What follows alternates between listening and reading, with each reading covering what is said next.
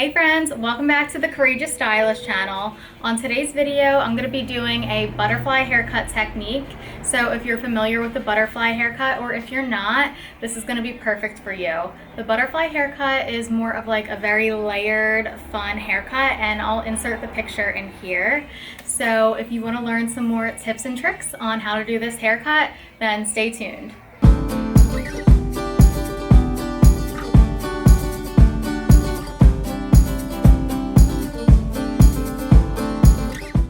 So what is the butterfly haircut? So basically it's lots of layers and face framing. I tried to attach more pictures onto the slideshow, but it wasn't working. I couldn't figure it out. But basically just like lots of layers around the face and kind of just giving the hair like more of like a big like bouncy flip. So it adds a lot of body and movement to the hair. It's definitely 90s inspired and kind of just makes the hair like have a more fluffy appearance.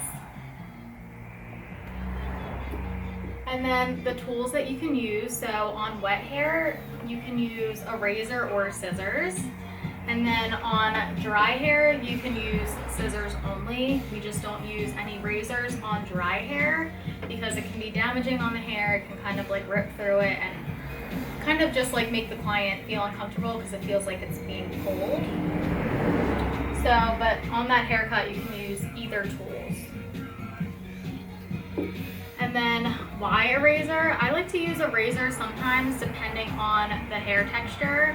So in school we were taught not to use razors on curly hair just because they have a bit more of a dry hair type and it can damage the hair a lot easier than scissors. So I don't recommend doing a razor haircut on a curly haired client, but a client who definitely has more of like a straighter, coarser kind of hair texture, a razor would be perfect for. And actually I think Diane is perfect for a razor, just because it can kind of add like that nice texture to the hair. And so there's different parts of the razor. So different parts of the razor are going to take off different amounts of hair. So this would be the toe part of the razor and this would be the heel part of the razor. So when you go in with the toe portion, it really just like details and kind of just helps carve the hair a little bit, just takes out a little bit of hair, where if you're going to use the heel, it takes out a lot more hair. So that's for like if you're like really going through the hair and you're really trying to take out a lot of length or a lot of hair.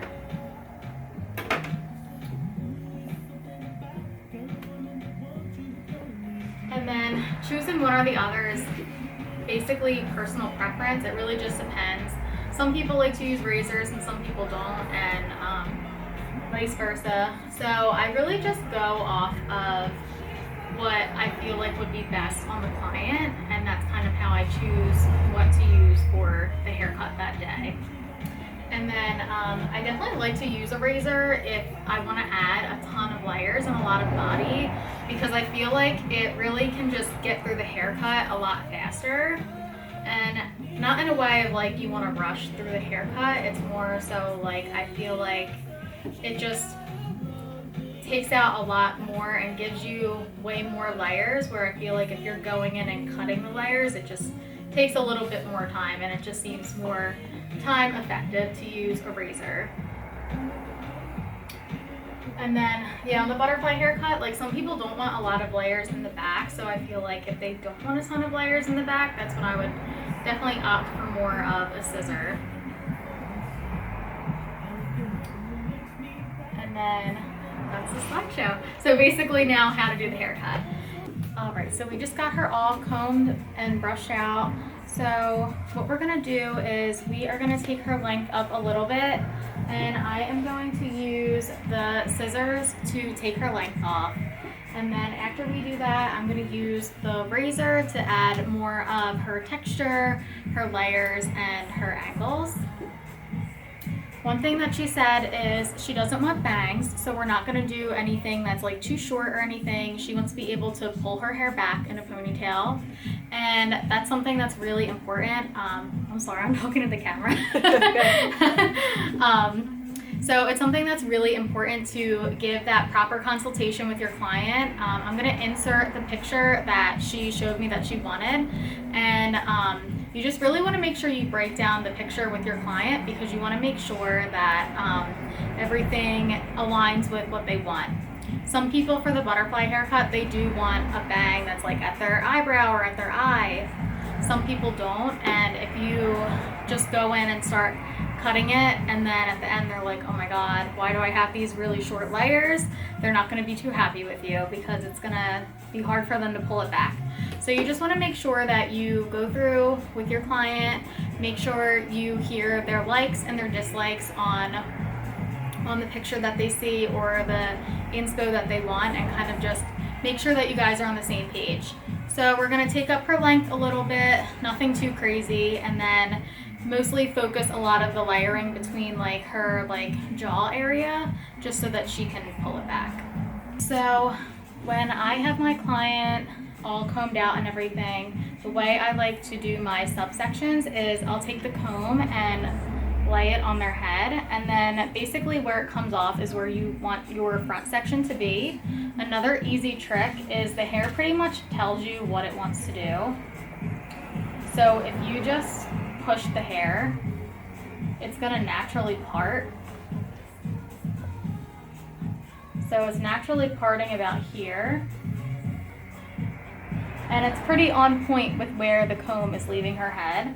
So either way, if you want to use your comb or if you just want to go off of what the head shape is telling you, either way is fine.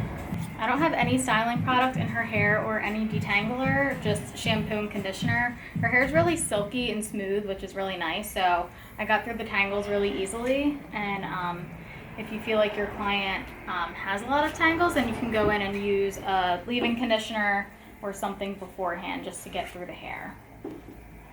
So now I'm going to do another subsection. You can always clip away these front pieces if they're in your way, but I feel like her hair is holding pretty well, so I don't feel like I need to use a clip.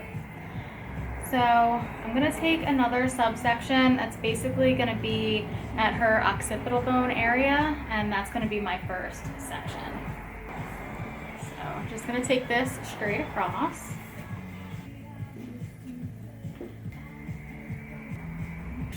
I'm going to do like about this much off. And then I'm just going to cut straight across. I'm not going to point cut or anything, because I feel like it makes more sense to just cut straight across when their hair's wet, and then when it's dry, then you can kind of go back in and like detail it a little bit more. Plus, once you're adding in those layers and stuff, I feel like that kind of gives it a little bit of that natural texture. Our next section is going to be right below her crown, and I'm just going to repeat the same thing, going all the way up the head.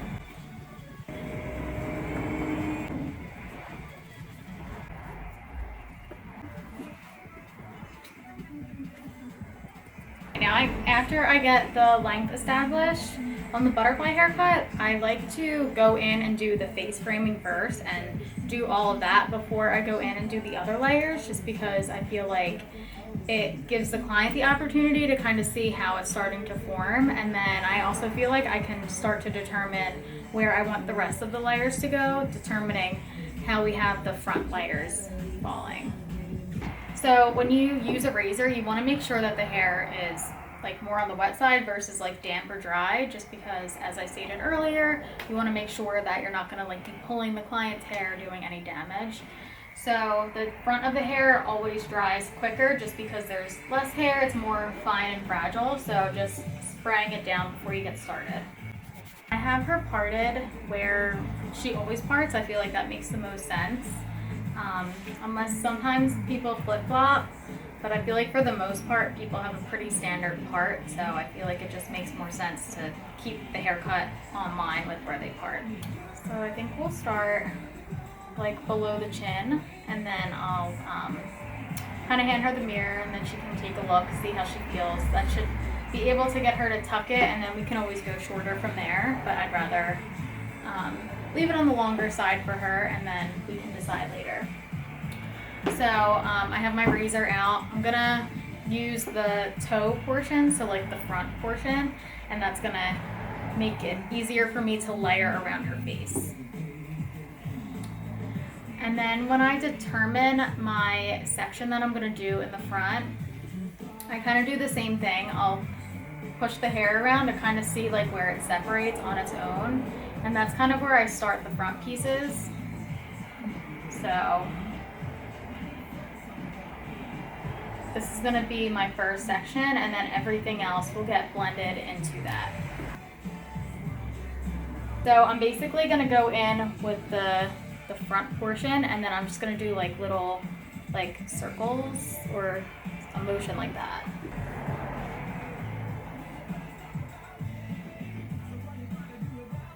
And as I'm cutting, I'm pulling the opposite of the way I'm cutting, so I'm like pulling the hair this way.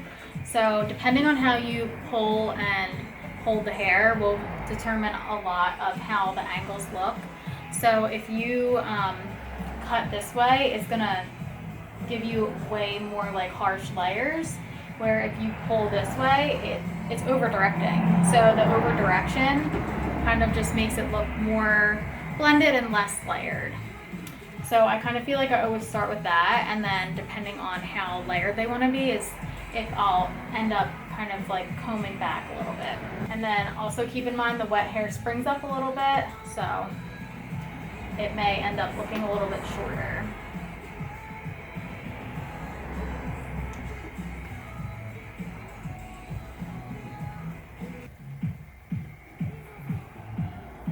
So we did those front pieces, so that's our length that we determined. So now I'm going to basically blend everything in the front to that. And I'm still over directing everything.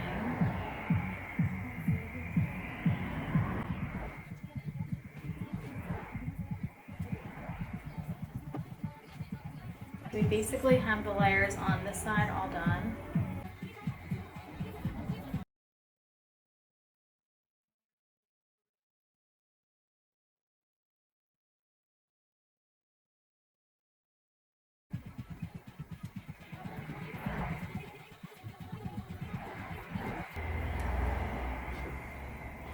Okay, so now we have the front layers determined. So now we're gonna go in and do her layers. Have you ever done layers with a razor? Okay. It was definitely a little awkward feeling, and I feel like it's one of those things that is, you definitely need practice because it feels awkward. Gotcha. It's awkward because number one, it's not scissors. It's like a weird grip that you have on the razor. So you're gonna still section the hair like you normally would. Like you're gonna take like a 1-inch subsection. Right. And then you kind of have to stand in a way that you can like scoop the razor like this. Okay. Like as opposed to like if you're standing on this side, like you wouldn't do that. Gotcha. Now the only way, or you could stand in front of it and cut down, right. but that's just that's kind of like what you do with extensions, kind of just a different. Yeah. So we're gonna pull this up like a traditional, like the 180 degrees or whatever. This up, and then like this is gonna be our dropout. That's gonna be my first layer. So what I'm gonna do now is bring my fingers up a little bit and then start like scooping up. Okay. So these are Gotcha. that. It almost, I feel like it gives the opportunity to have a shorter layer than you would with like traditionally with like a scissor cut. Gotcha. So comb that up again.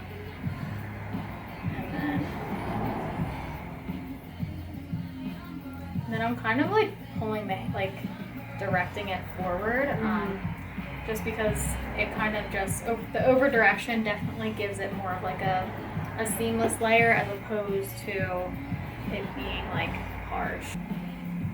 And especially with a razor, I feel like a razor has way less forgiveness than a scissor. So I definitely like to err on the side of more conservative versus like not. Right.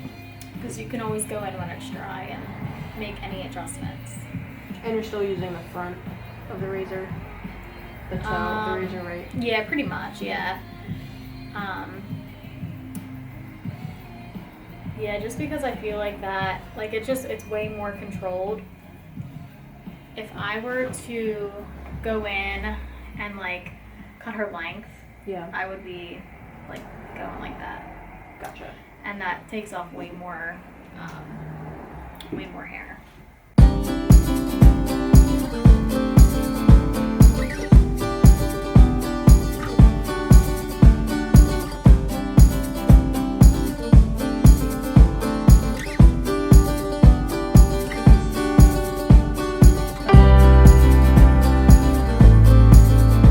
So I'm just still repeating everything and basically just going around the head.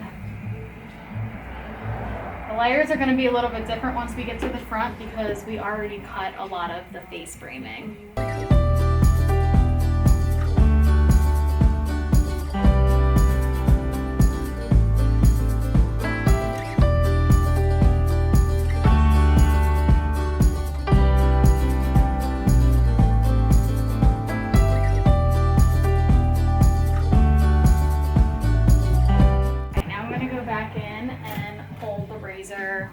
Like I'm gonna hold my hands out this way and then use like a little bit more of like the middle portion of the razor. Definitely wants a lot of layers, and I just feel like that part is like a good starting point. It definitely adds a lot of texture, it gets the layers going, and then from here now you can definitely add more.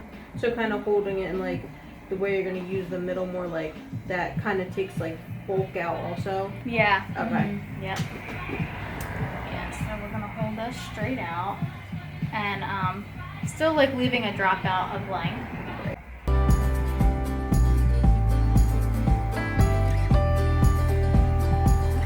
Yeah, I feel like her layers are still pretty long.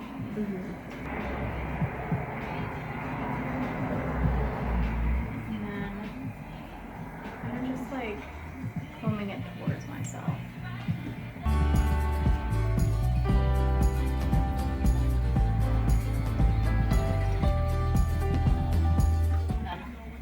Continuing to repeat that around the side of the head.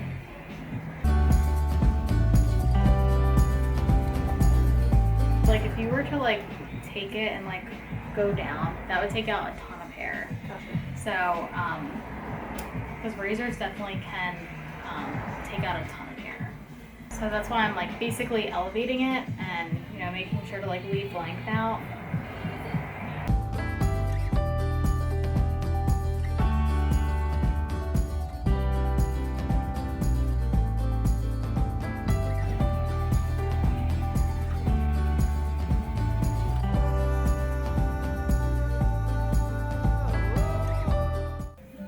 And then would you say like maybe people with like a lot of damage like shouldn't use razors, and then like people with just like super fine hair, like something like that? Yeah, I feel like people who have like way too fine of hair, it's like it almost feels pointless to use a razor because it's like it's kind of hard to use it on their hair because it's like kind of just like feathering off.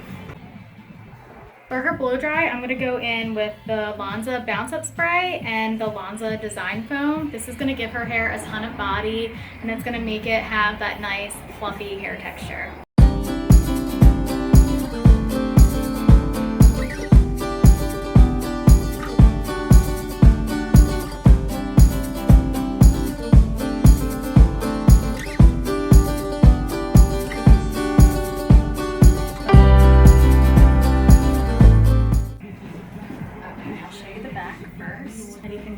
Look. Great. Yeah. I feel like it's a nice amount of layers. I don't feel like it's like overpowering. I feel like we could even maybe potentially do more if she wanted a little bit more. But I feel like it looks really good, really blended. Oh wow, I like it. Yeah, it looks really so pretty. Yeah.